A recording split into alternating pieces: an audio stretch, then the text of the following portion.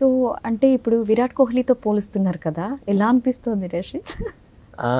అంటే నేను ఒక రోల్ మోడల్గా తీసుకోవాలనుకున్నాను, కానీ అందరూ ఇలా పోలుస్తున్నారంటే ఒక నెక్స్ట్ లెవెల్ ఉంది అంతా. నువ్వు అక్కడ వెళ్ళినప్పుడు అట్మాస్ఫియర్ అంతా ఎలా ఉంటుంది స్టేడియంలో కానీ, అండ్ నీ సహచర క్రికెటర్స్ ఉంటారు కదా, సో వాళ్ళతో ఎలా ఉంటుంది నీకు అక్కడ? ఫస్ట్ నాకు క్యాప్టెన్ ఇచ్చారు ట్రై సిరీస్లో.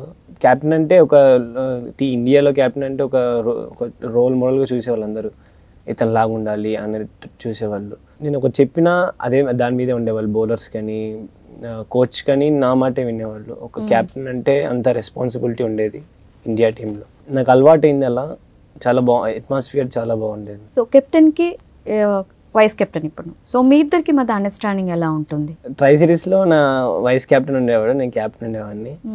తర్వాత అతను క్యాప్టెన్ అయ్యాడు, నేను వైస్ కెప్టెన్ అయ్యాను. మేము ఫస్ట్ నుంచి ఇదే అనుకున్నాము, మేము చాలా ఫ్రెండ్స్ బాగుంటాం. మేము పొజిషన్స్ మారినా మీ ఇద్దరి మధ్య ఎటువంటి మేము ట్రై సిరీస్ ఛాలెంజెస్ నుంచి నేను కొడుతుంటే 100, అతను 60 కొడతాడు, 70. నేను 60 కొడుతుంటే అతను 70, అట్లా 100 అలా కొడతాడు. అలా మా ఇద్దరిలో అలా వచ్చేది. అతను 1 డౌన్ ఆడతాను, నేను 1 డౌన్ ఆడతాను.